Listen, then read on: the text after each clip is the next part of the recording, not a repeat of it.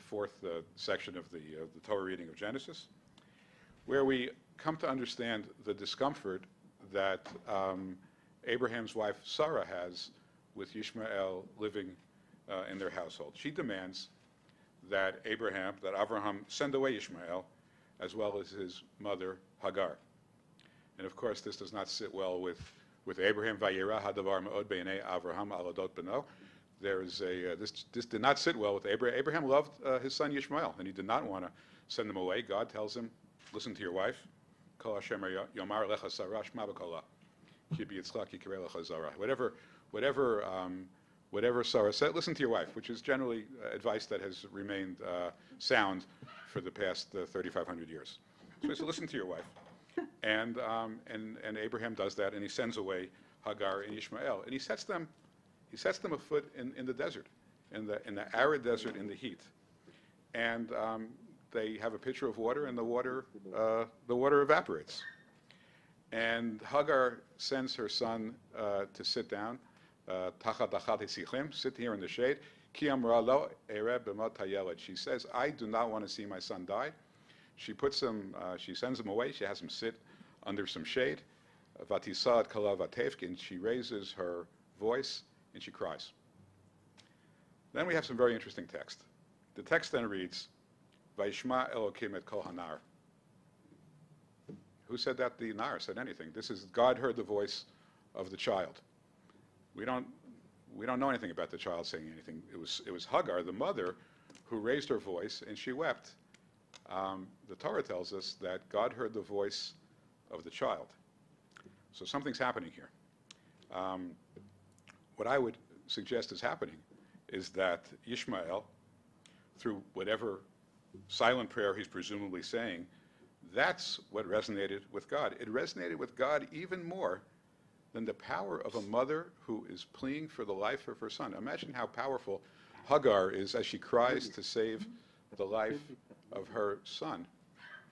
And yet, God hears the voice of Ishmael. In this desert, Ishmael, the para Adam, has found God.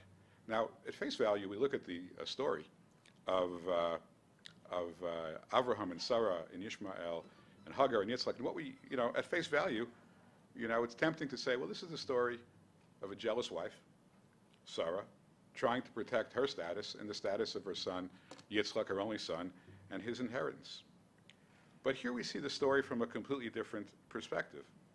The banishment of Ishmael gave Ishmael the power, his own power, to reach God. Remember Isaac, there was Akedat Yitzchak. Isaac had one of the seminal stories of Jewish faith. He was brought to the altar to sacrifice. There was no sacrifice of Ishmael. Ishmael had his opportunity for sacrifice there in the desert, and God heard his voice. And what does it say? Vayishma Elokim ekol hanar ba'asher hu sham. God listened to the voice of Ishmael ba'asher hu sham. He listened to his voice there in that spot, in that desert, as he was dying of thirst. God heard his voice. This para Adam, Ishmael, found God in this desert.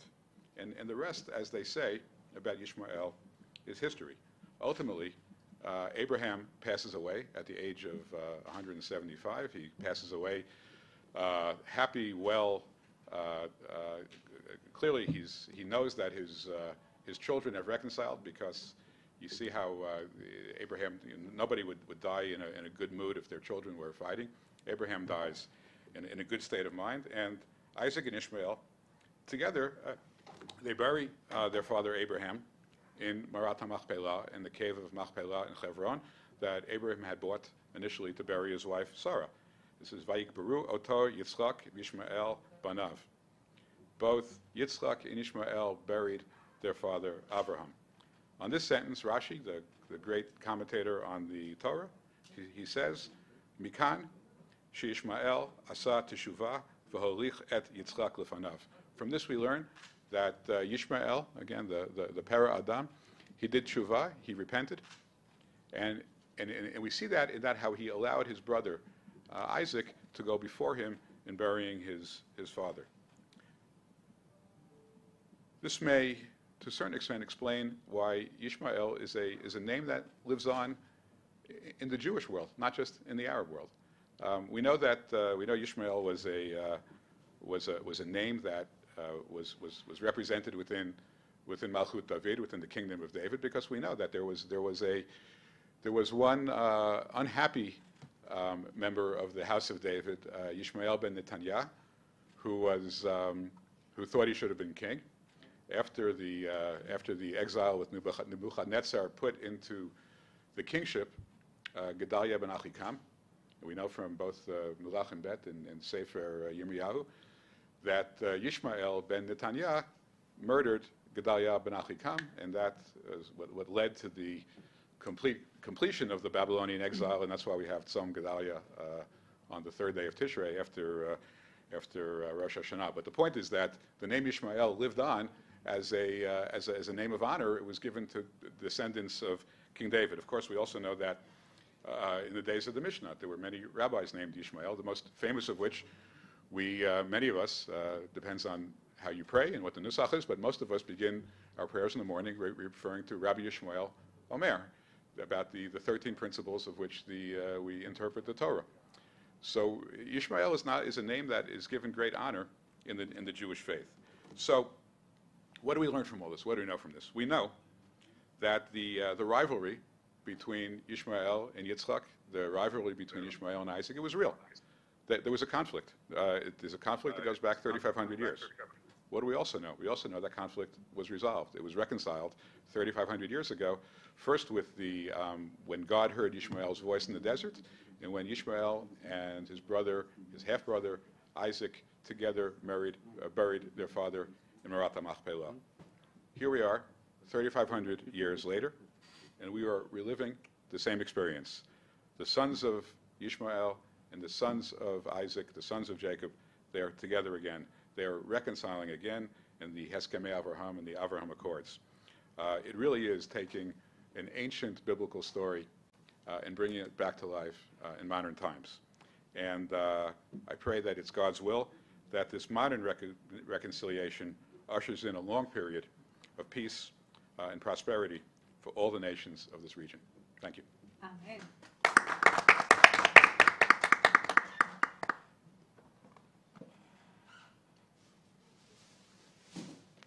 Thank you very much. Let me present the member of Knesset which are here with us, Mayor Porush, the deputy of the Minister of Education in Israel, and Uriel Busso, Michal Kotler.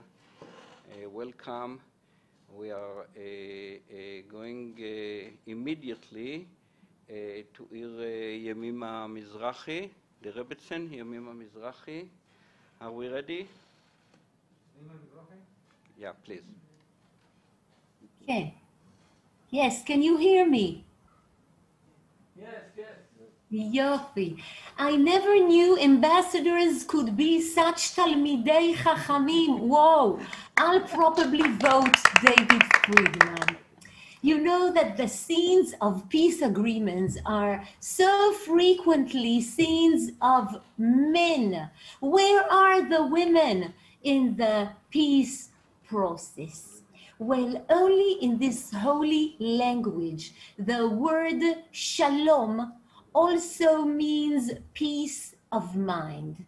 And King David in the book of Psalms in chapter 122 says that every morning we should turn our faces towards Jerusalem and ask her, how are you, Jerusalem? How's your peace of mind? Sha'alu Shalom Yerushalayim, or in Hebrew, Ma Shlomech? How are you, Jerusalem? And the answer Jerusalem answers is Yishlayu Ohavayich. Is there peace? Is there love amongst all those who love me? Because my peace of mind depends on the peace between you. I want to see all those loving me, Jerusalem, so much, having love between them. I remember I had a series of conferences in South Africa, In Cape Town, I went to the African market, and there I saw an old black man, and he asks me, "Where do you come from, ma'am?" And I say, "From Jerusalem." And he says, "Jerusalem, you are my sister." He says this, and he starts crying. And I think to myself, I love Jerusalem so much. This foreign man loves Jerusalem so much. Do I love him? Not necessarily. And Jerusalem says, my peace of mind, my shalom, depends on the shalom amongst those who love me. Mother Rebecca, Rivka, is waiting for 19 years to have a baby. She is barren. At last, she has 2 babies in her womb, and she feels her womb tearing apart, and she says the horrible sentence, "Lama ze anochi?" Who needed this pregnancy for? Why do you say that? You waited so long. So you have some Braxton Hicks contractions. It's not a reason to say I do not need this pregnancy. Mother Rebecca knows she carries in her womb the most horrible hatred in the world. She carries Esav. She carries the father of Hitler. She carries the father of Lenin. She carries the father of Stalin. Why me?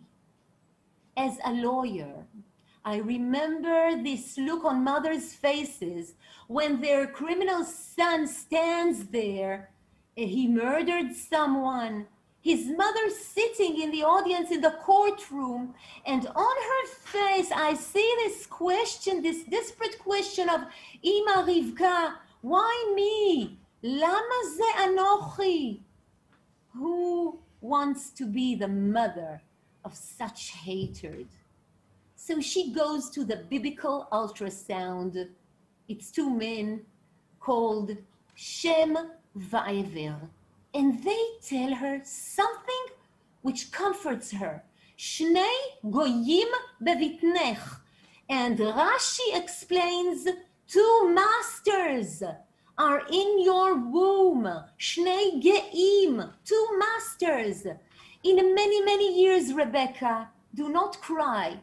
From Esav, you are going to have the Emperor Antoninus. And from Yaakov, you are going to have Rabbi Yehudah Hanassi, the editor of the Mishnah. And they are going to be best friends. And she's happy again. What comforts her? And our sages tell us that the mother of little Rabbi Yehudah Hanassi, the editor of the Mishnah, wants to make the Brit Milah, the circumcision, but the emperor says whoever makes circumcision to his son will be killed, the mother and the baby. She circumcises little Rabbi Yehudah. The emperor calls her and says, "You must come here quickly. You are going to be killed with your baby." At 9 days after giving birth, she walks in the heat with little Yehudah in her arms, and she's so thirsty, so she knocks on the door of her friend Goya. She's not Jewish, and she asks her, "What are you doing here 9 days after giving birth?" And she says, "I'm on my way to the emperor to be killed. I circumcised my son Yehudah." And she tells her, "Let's exchange babies. You will take my little Antoninus, he's not circumcised. You will show him to the emperor. He'll see he is not circumcised, and he'll let you go." And our sages tell us, describe us, how she walks with little Antoninus, the mother of Rabbi Yehudah Hanassi. She nurses him on her way to the emperor. The emperor looks at the little baby and says, "Hey, he's not circumcised. You can go home." Rebecca is calm because she knows that in many, many years, 2 women, Two mothers are those who will take care of bringing to this world a little ceasefire, because mothers care for life. I was another Shabbat in the hospital because my little son's heart was so sick. And I stayed there alone the whole Shabbos by myself with my little baby, ventilated, asleep. And I knew it's going to be a long, lonely Shabbos. There were there with me only Suha, the Palestinian mother. Her son choked when he swallowed something. And Noga from the kibbutz, she kept running away from me, this Dosit, this religious woman. And I light my Shabbos candles. And when I light them, I sing to myself this traditional song, Vezakeni legadel banim. I just want to see this little son of mine, so sick, growing up physically. I want to see him becoming fat. And suddenly, on my right side, I hear someone crying. I see Noga from the kibbutz in front of my Shabbos candles. And then, on my other side, I see Suha, the Palestinian mother, standing next to me, crying in front of my Shabbos candles. None of our sons survived. They died this very same week. My son, her son, and hers. I've never met Suha nor Noga again. I always dream that while teaching somewhere, someone will get up and say, "Hey, Yemima, Zotani, it's me." I never met them.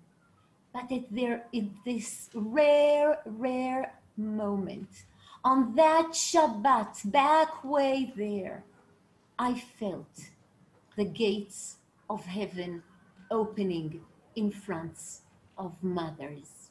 At that precious moment, I knew that women care for life, whereas man, the first man in the Bible was called Adam. He cares for Adama, and land Adama is very precious. But Chava cares for Chayim, and Chayim life is so precious. At that holy Shabbat, back then, I felt a big mother putting her wings, hugging us all, three mothers. And this mother's name was Yerushalayim. I want us to bless each other now with a blessing of our holy mothers. This evening, it's Rachel Imenu's day of death. We care for her up there. She cares for us down here. She cares for life. Yesimech Elohim, Kesara Rivka, Rachel ולאה. יברכך אדוני וישמרך. יאר אדוני פניו אליך ויחונך. יישא אדוני פניו אליך וישם לך שלום. Thank you so much.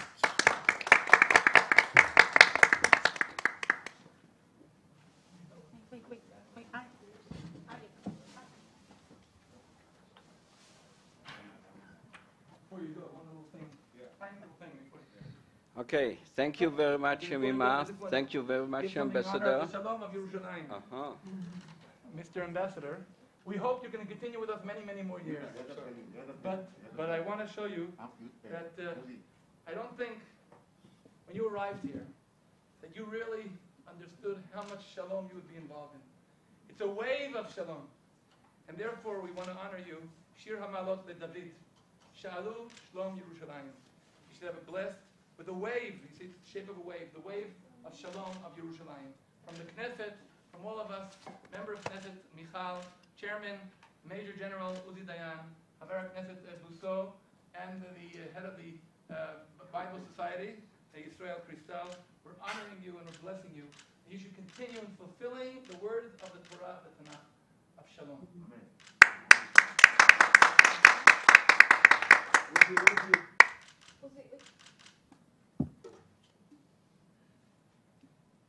Thank you so much for coming. It's all right. You have to go make more Shalom. We know. Thank you. Thank you so much. No, this is yours. All right, say hi. How are you?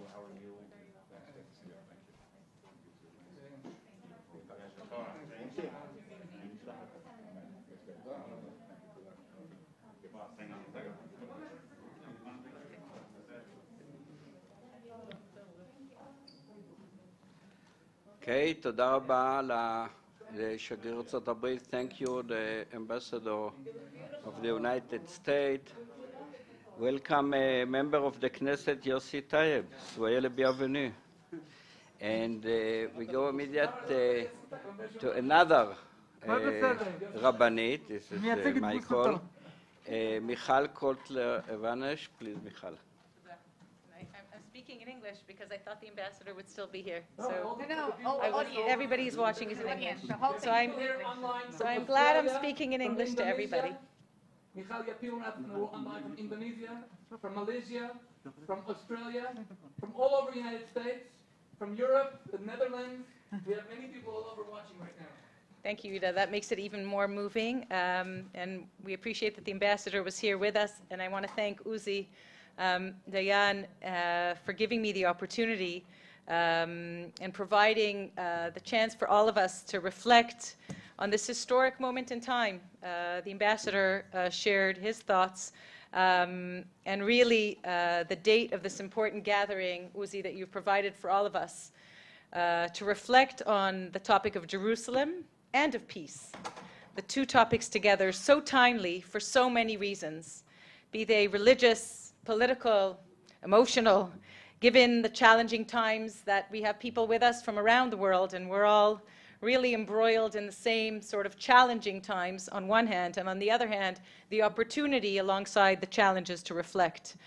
And this opportunity, I'd say, for memory and reminder also enables prospective processes, the reflection or the moment to pause and reflect on where we take this into the future. So where do all these converge, Uzi? And I think that it's very, very meaningful that this past week we marked Aliyah Day, or Aliyah Week in Knesset, and the portion of Lech Lecha that the ambassador referred to, which states, and God said to Abraham, go forth from your country and from your birthplace and from your father's house to the land that I will show you. And Abraham does indeed come to the land.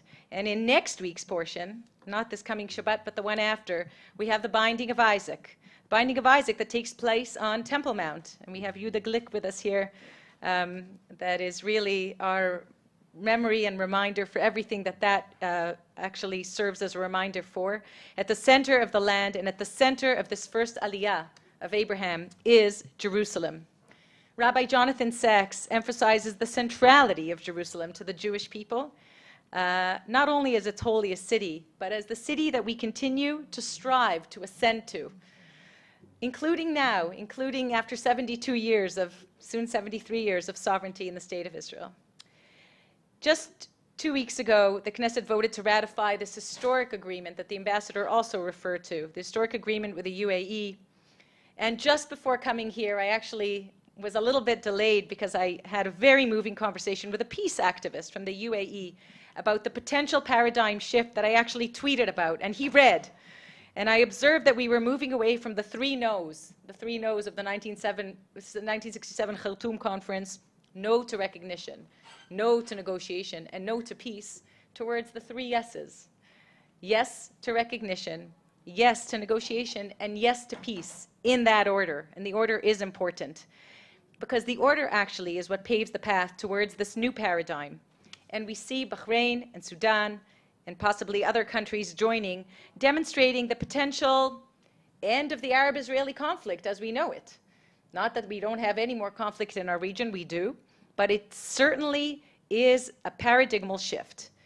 Jerusalem, and we're marking the centrality of Jerusalem in peace, is really the fundamental precept and at the heart and soul to realizing this vision of peace and prosperity for all. The name given to these agreements, also the ambassador referred, the Abraham Accords, further symbolizing the central role that Jerusalem plays in the fulfillment of the vision, mission, and values of this potential regional peace that we are all praying for all the peoples in the region, for Jews, for Christians, for Muslims.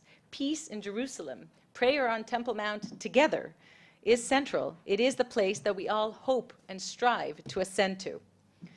Within our own people, in terms of Jewish peoplehood, Jewish communities throughout the world, we see an increasing numbers of olim, of potential olim, of people interested in making aliyah, striving to get here. COVID-19 as a pandemic and alongside the challenges has also presented many opportunities. Some of the logistical challenges to our brothers and sisters in the diaspora in getting here, they've been paramount in what guides us in much of the work that we do here at Knesset, receiving countless of requests every day of those striving and longing to be here with us, with their loved ones. These olim, when they come, each one of them fulfill Lech Lecha that we marked, or that we will mark this Shabbat, leaving behind all that is familiar in the fulfillment of the hope to arrive in Jerusalem. We also see thousands and thousands waiting to make aliyah from Ethiopia, praying for Jerusalem every day, 3 times a day. They've been waiting for years and praying for years to reach Jerusalem. I'm actually maybe taking a moment to thank the government for committing to bring 2,000 of those waiting by the end of this year, and think about all those still waiting, many of them for a good part of the last 20 years, in this aspiration also to join us in Jerusalem. At the heart of this desire is the notion that a unified and strong Jerusalem, for all of us, will lead to peace and prosperity. We cannot divide and expect to have peaceful coexistence. On the contrary, the very essence of the Abraham Accords that we referred to tell us that we need to work together to build a holistic peace, not just abroad, but in Jerusalem as well. Just before we went into this last lockdown, I took my team to the city of David, and I know maybe we'll hear a little bit about the city of David. And there we saw very movingly with our own eyes the deep connection of the Jewish people to this city, in the city of David. We touched the ashes, we felt the ashes of its destruction, and walked the very path that our ancestors walked. We also understood the tremendous responsibility of our generation, of this historic moment in time, and the imperative to continue to pray and work for the peace of and in Jerusalem. And finally, I would be remiss not to mention our ancestral mother, Rachel, Rachel Imeinu, because today we mark actually her memorial. And Rachel refused to be comforted. She remained bereaved.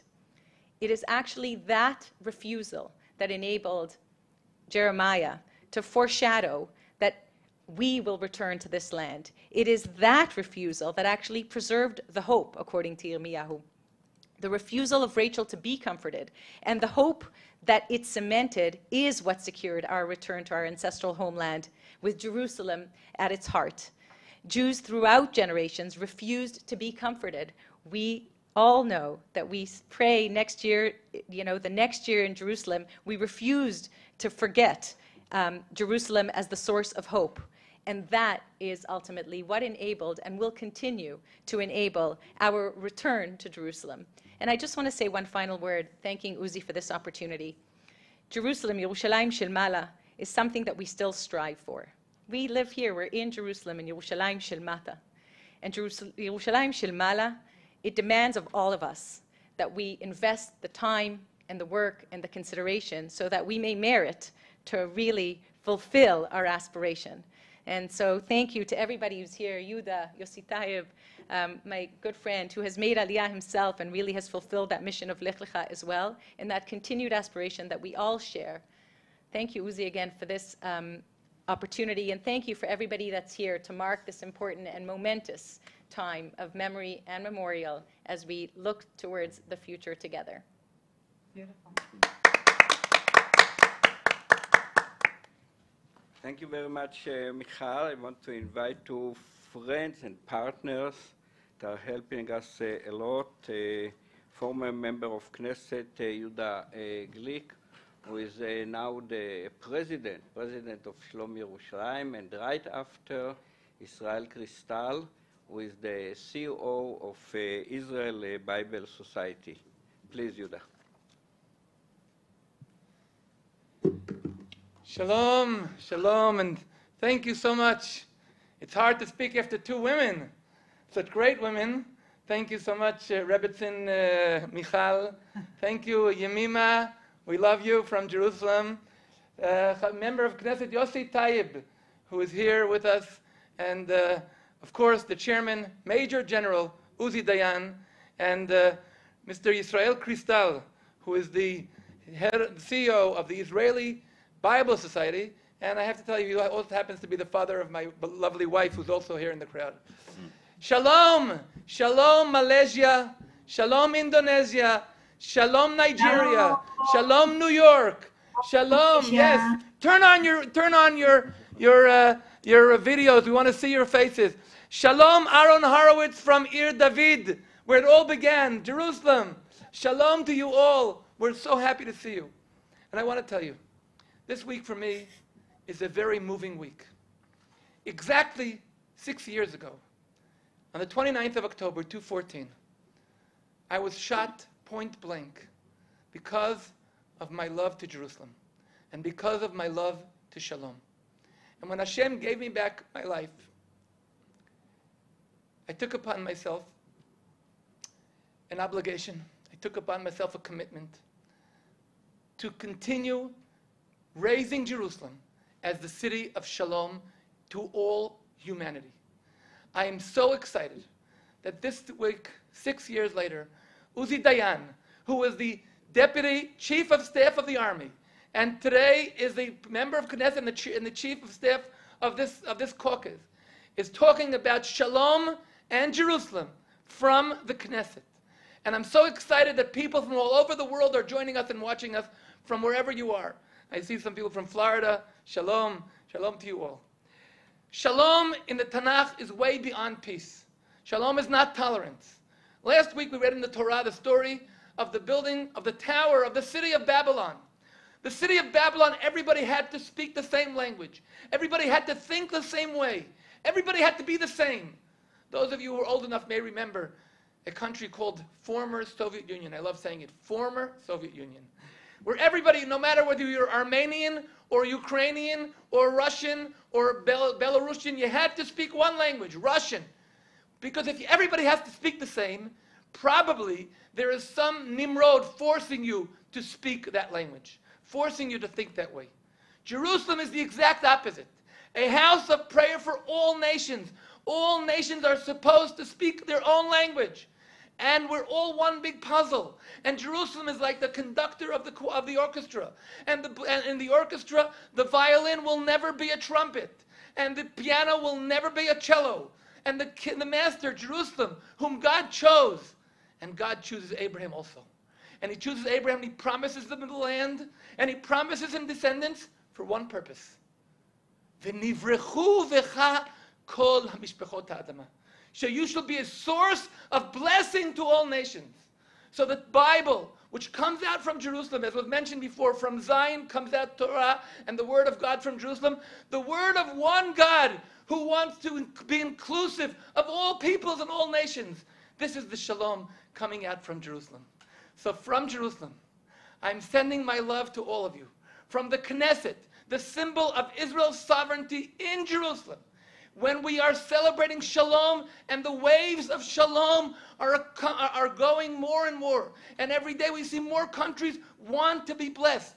And I'm trying to figure out who gave this peace plan the name Abraham's Accords, which shows that the Bible is still alive today. And Abraham, who lived 4,000 years ago, is still updated. So thank you. Thank you, not only Abraham, as Yemima said, Sarah also, and Rachel also, and Rebecca also, and Leah also. Don't forget Leah. Don't forget any one of them. We love them all. They are the source of blessing for us, the people of Israel, so that we should be a source of shalom to the entire world, and teaching the word of the one God in the book, the Tanakh, that this caucus is trying to promote. Shalom, Yerushalayim, and Tanakh.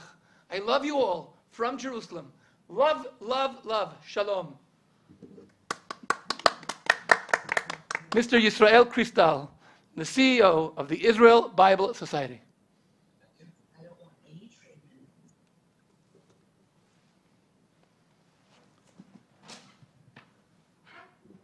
Good evening, everyone. Good evening, Israel. Good evening, Europe. Good evening, Australia. Good evening, Asia. Good evening, Australia. Africa. 2 points to each country. Honestly, I prepared a speech, but I was standing here and listened to Rebbe Yemima and to Chavrat Knesset Michal. It's remind me, my father was in Auschwitz for 3 years, and he had a certificate to go to the state. And he decided to come to Israel. And every year, in Leil HaSeder, when he came to the Pasuk, L'Shana Haba B'Yerushalayim, he was standing up and crying and dancing and saying again and again, L'Shana Haba B'Yerushalayim. It's unbelievable. I'm shaking. Sorry for telling you my own story. It's the only way that I can say thank you to my father and to my mother that are both not with us here, but this what was Jerusalem for them. Just as I promised Chaver Knesset Uzi to speak for 1 minute, so I will say a few words. Good evening and welcome, member of the Knesset, Honorable Ambassador of the United States, Mr. David Friedman, ladies and gentlemen. On behalf of the management of the Israeli Bible Society, founded by our first Prime Minister, David Ben-Gurion, I would like to welcome you and to join the conference for Jerusalem and Peace in the Bible.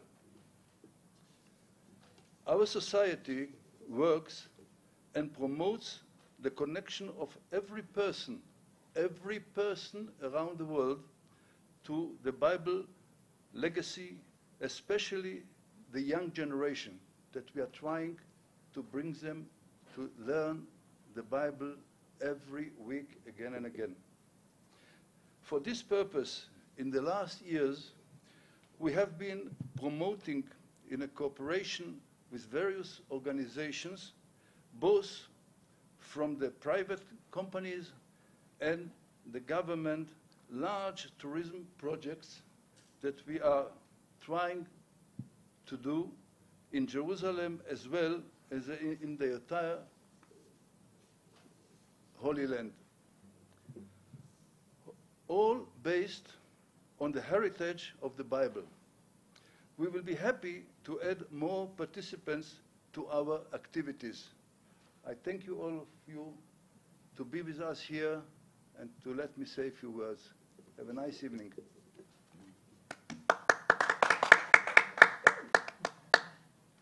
Okay, thank you very much, Israel. It wasn't exactly 1 minute, and have a nice evening is 3 words, but it was moving and interesting, and thank you very much, a dear friend and partner. We are moving right away to the city of David. We are going to hear the Aaron Horowitz, an archaeologist, who are working all the time the city of David. Please, Aaron. It will work.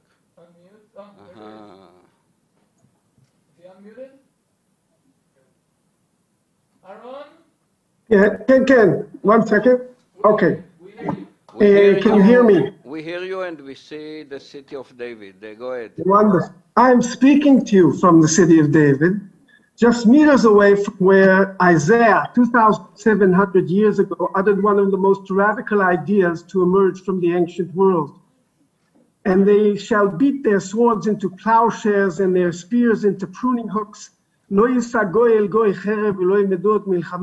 shall not lift up sword against nation, neither shall they learn war anymore. Isaiah 2. And you can see on the monument of Yigal Tomarkin how guns and machine guns are turned into agricultural tools. Isaiah's idea of world peace is today everyone's dream. But in the ancient world, where kingdoms thrived on power and brute force, it was preposterous and dangerous. A prophet suggesting that a king destroy his own arsenal and permanently dismantle his armies would have ended up impaled on a stake. Prophets in the Levant would more likely propose that plowshares be beaten to make more weapons, and that their king not lay down his sword, but lift it up again and again to demolish his enemies.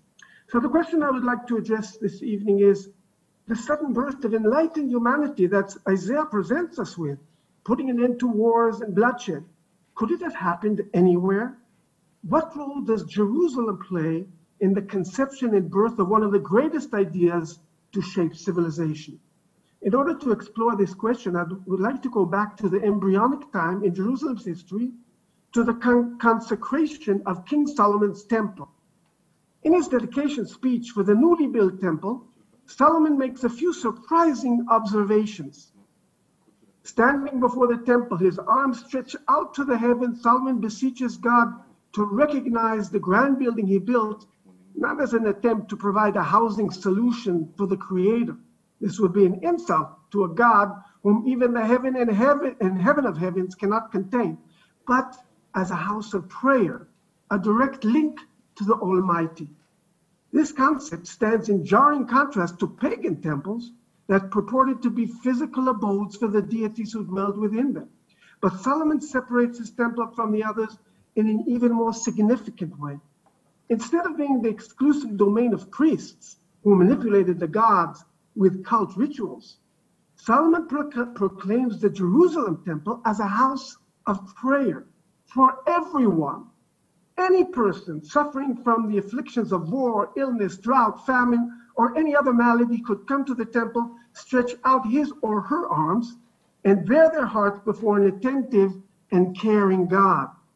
Solomon goes so far as to invite even foreigners, people from other nations, to join in the temple worship. This last custom of opening the temple doors to Gentiles continued for hundreds of years and all throughout the Second Temple period. But we must pause a moment to reflect on how this radical idea took hold in the first place.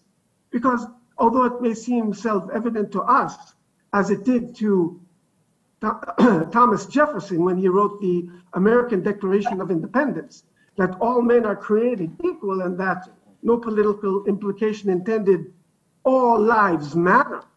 In the ancient Near East, this was unthinkable. Polytheistic cultures did not value human life at all, certainly not the lives of foreigners. All mortals, save kings who were demigods themselves, were mere pawns in the chaotic power plays of the gods, whose relentless feuds were reflected in bloody battles fought on earth. In these battles, which determined which god was greater, human beings were just collateral damage.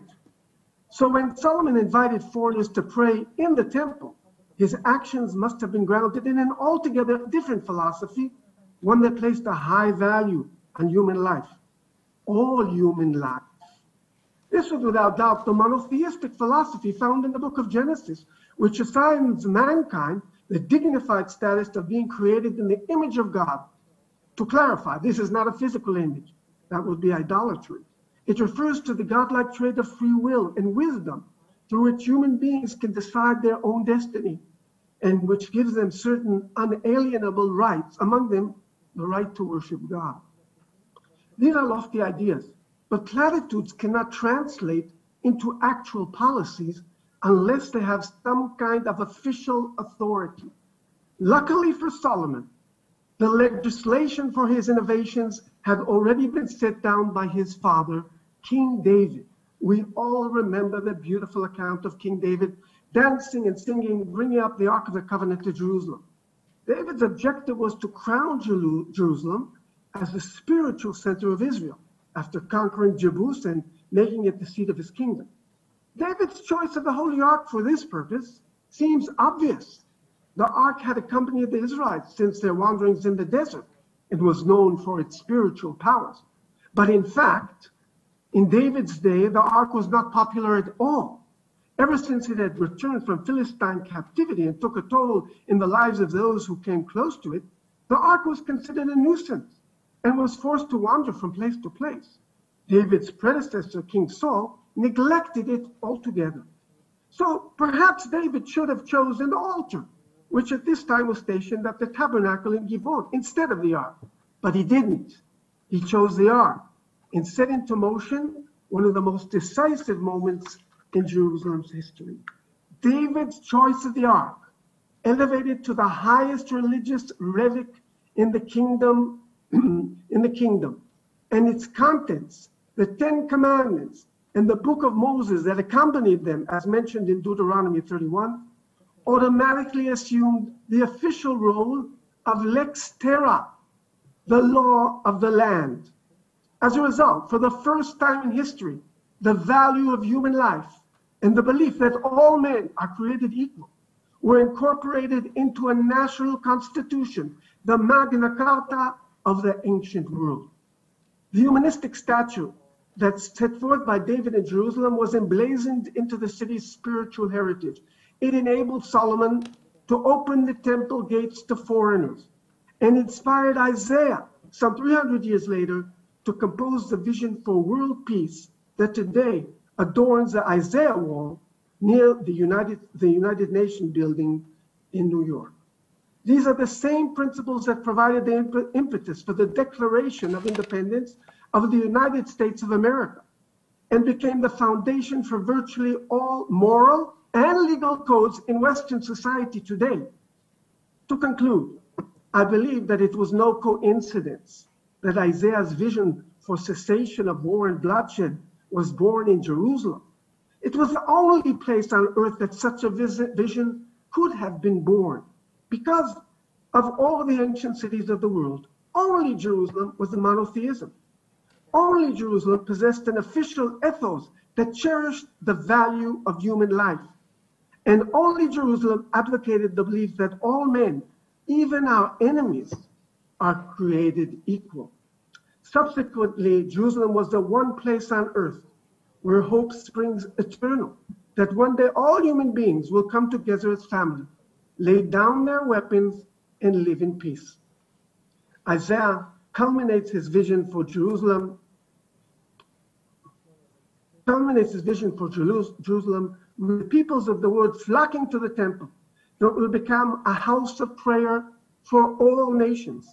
And many people shall go up and say, "Come here, let us go up to the mountain of the Lord, to the house of God of Jacob.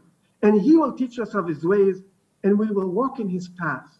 For out of Zion shall go forth the law, and the word of the Lord from Jerusalem." I have given a lot of attention to David and Solomon, who forged the national religious identity of Jerusalem for the Israelite nation. But I would be amiss if I did not mention that Jerusalem's heritage as an international peace broker was initiated almost 1,000 years earlier in what we may call the Abraham Accords, the real ones. We will read about them in this coming portion at the synagogue. When Abraham returned from the war against the 4 kings of Mesopotamia that invaded Canaan, a peace summit of the local kingdoms convened in Jerusalem. The host, Melchizedek Melech Shalem, king of Jerusalem, greets the victorious Abraham and his soldier with bread and wine and blesses him for saving Canaan from its eastern oppressors. Abraham in turn returns all the prisoners and booty to the rightful owners, and peace and calm are restored to Canaan. Thus, Jerusalem's first mention in the Bible teaches us of the city's role as a place of peace. Shalem is an abbreviation for Shalom, which means peace, is part of Yerushalem, the common spelling of the city's name in the Bible. Symbolically, Jerusalem is where Abraham, God's chosen, can find common ground with other peoples to create a future for the benefit of all. Inshallah. And now, I would like to take the last few minutes of this talk to share with you a few exciting archaeological discoveries from here, the city of David. I work and live in the city of David, so every day is exciting because every day we are unearthing thousands of relics from Jerusalem's past, many of them from the biblical period. I've chosen 2 relics that relate to my talk this evening. The first is this broken bula. A bula is a small cylinder-shaped object the size of a thumbnail made of clay that was stamped on confidential documents or on merchandise. The cool part of these small objects is that they bear names and titles of people who lived thousands of years ago. In the city of David alone, we have found hundreds of these things, many of them bearing names of people known from the Bible. What's special about this bula, found by Dr. Eilat Mazar in 2009 in the Ophel excavations, is that it bears the name of the man of whom I have spoken all evening, the prophet Isaiah. Perhaps the bula was detected in the rigorous sifting process applied to all excavated materials at our facility in Emek Tzurim. You can imagine the excitement when the ancient Hebrew letters were deciphered to read, and you can read them yourselves if you know ancient Hebrew, Li-Yeshayahu Navi, belonging to the Isaiah the prophet. Of course, we needed an expert epigrapher to tell us that we weren't dreaming. So I called up Professor Chagai Misgav to invite him to speak on the subject at our annual City of David Archaeological Convention. We hold it here every year. Unable to contain my curiosity till the conference, I asked him, Chagai, is it really Isaiah's bula? His answer, typical of an academic, well, yes and no. Yes, it is definitely Isaiah's, but no, we cannot be sure that it was the Isaiah, the prophet, me. But it says on the bula Navi, which means prophet. Don't you agree? Chagai, yes and no. It says Navi, but the letter Aleph in the end of the word is missing. So this could be read Novi, as in coming from a place called Nov. So my friends, if you ask me if I was happy about my conversation with Professor Misgav, my answer to you is yes and no. No, because I have no certified proof that we have found the authentic seal of the prophet. And yes, because the fact that we can stand here in Jerusalem, dig up the Bible after thousands of years, read the ancient Hebrew letters written by our ancestors, and argue about the identity of a guy named Yeshayahu is for me no less than a miracle. But in way of compensation, this other bula, the last, of which there is no question, was found mere meters from Isaiah's bula. The bula is inscribed with the title Hezekiah, son of Ahaz, king of Judah. And there is no doubt at all who that was. Chizkiyahu, a contemporary of the prophet Isaiah, was one of the greatest kings of the house of David, a prophet and a king from ancient Jerusalem. What more can we ask for? Thank you very much.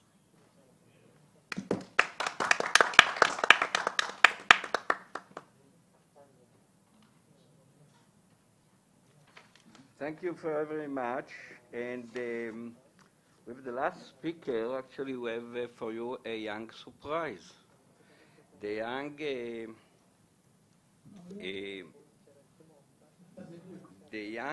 chairwoman, the young chair of the Israeli Bible Society Youth Group, Moria Eldar. Are you with us, Moria? Yeah, hello. Okay, the floor is yours. Thank you. Good evening. Thank you for giving me the opportunity to speak to this respectful forum. It's a great honor to be here. Really, it was really interesting. My name is Moria Eldar, and I'm here as head of Nachal organization, which in Hebrew stands for Noar Chovev Tanakh, Young Bible Enthusiasts. I just graduated from Talia High School and now heading towards national service. Nachal is an independent national youth organization with groups spread all over the country, which is entirely managed by its members, all youth. Our purpose as an organization is to study and spread Tanakh learning among Jewish youth and to empower youth learning, teaching, and writing on topics related to Tanakh. The organization is open to any Jewish teenage Tanakh enthusiast. No background or knowledge are required. The only entry requirement is pure interest in Tanakh. Within the organization, there are weekly lectures in each of the different districts. Today, there are 7 districts from up north to down south, and the lectures are given by organization members and focus on different topics from the Tanakh. Almost every youth member has given at least one lecture within the organization, and most of the members have given many different lectures throughout the country. There are several national Shabbaton and activities throughout the year during holidays and vacations that focus on a different subject or book in the Tanakh. In addition, there are activities focusing on learning, writing, and teaching different skills. Once a year, there is a 2-day seminar on a specific subject in the Tanakh, where the lectures, unlike the other activities in the organization, are also given by Tanakh teachers, professors, and Nachat alumni. Nachat also publishes a journal with Tanakh articles written by members of the organization. Today, the articles are posted online in the journal's website called Kapit Shel Nachat. It's a phrase that came from the verse in Kohelet, Melo Kaf Nachat. On the website, there's also Divrei Torah and columns, all written and edited by our members. An important aspect of Nachat is its great atmosphere. The organization is very warm and friendly with special bonds between its members that last a lifetime. That includes marriage. I'm really glad I'm part of Nachat and enjoy my time there. Nachat contributed to my life on many different levels, including socially, to my knowledge, and to my ability to learn and teach Tanakh deeply. And now I want to mention one person in the Tanakh who symbolizes some of Nachat's values, who I try to follow in leading Nachat. Chizkiah, king of Judah. I want to focus on Chizkiah as a leader who put great effort into trying to unite the nation and to make room for all the different people among Am Yisrael, no matter what.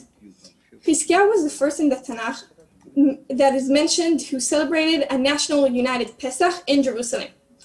He sends messengers to all the different tribes all over the country to urge him to join from both the kingdom of Israel and the kingdom of Judah.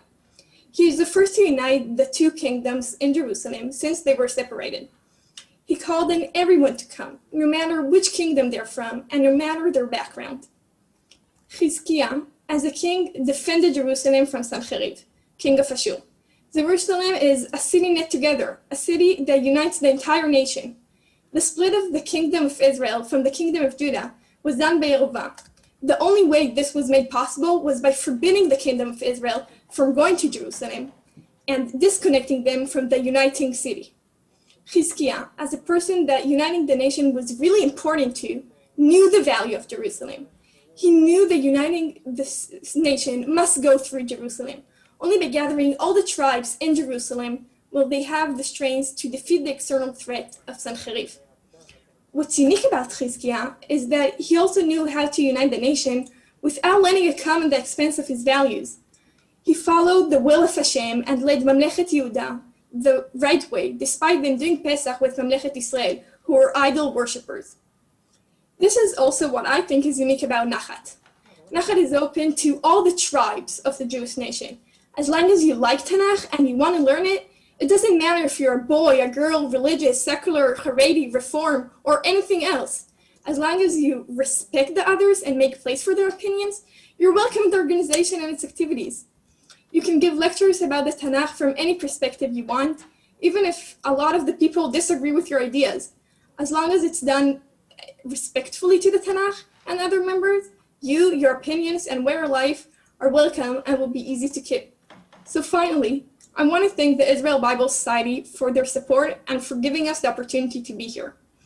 I also want to thank the Knesset and all the organizers. And finally, thank you all for listening. I'm happy to answer any questions about the organization. You can look us up online by writing Nachat Weeks on Google. Thank you.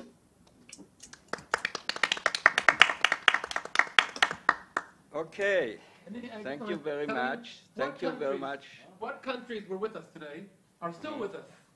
Indonesia, Malaysia, Singapore, the Netherlands, San Diego, Colombia, Canada, Kenya, Mozambique, India. One second. We There have are no here more countries in the world. Poland, Holland, Trinidad and Tobago, and of course, Hebron, Yerushalayim, New Jersey, New York, Florida, Washington State. And I hope I didn't skip too many. Can I stop you? Yes, you can go ahead. Okay.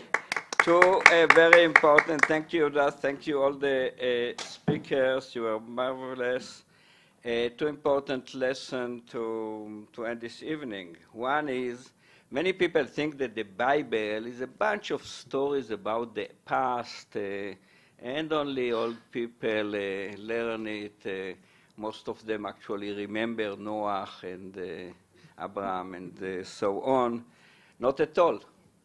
The Bible is today, even today, the guide for a better future, because there is a lot of vision and talking about what will be the future of mankind. And the more you study Bible, the more you love Bible, the more you have chance to have peace. And actually, you know, all we say in the praying, "Vayom ha'u yeh Adonai echad u'shmo echad." At that day, there will be, the Lord will be one, and His name will be one. When I saw it, when I was a kid, I said, why in that day He will be one? He is not a coalition today, thanks God. And why in that day He will have one name? He has a lot of names, and it's wonderful. It's cool to have so many nice names. But when I grew up, and especially when I was in the IDF, I understood that in that day, when we will all be brothers, when we have peace, at that day, His name will be one for all of us. So this is one lesson. And the second one, don't you have a really strong desire to come and see peace in Jerusalem? So we really invite you to come over. And if the Corona rules slow you down, we have a promise. We are going to have such an evening every 2 months, a bi-monthly event about different interesting issue from the Bible, and you are all invited. So thank you very much, all the speakers. Thank you very much, all the people who watch us from all different parts of the world. From here, from Jerusalem, the city of peace and the city of the Bible. Thank you very much.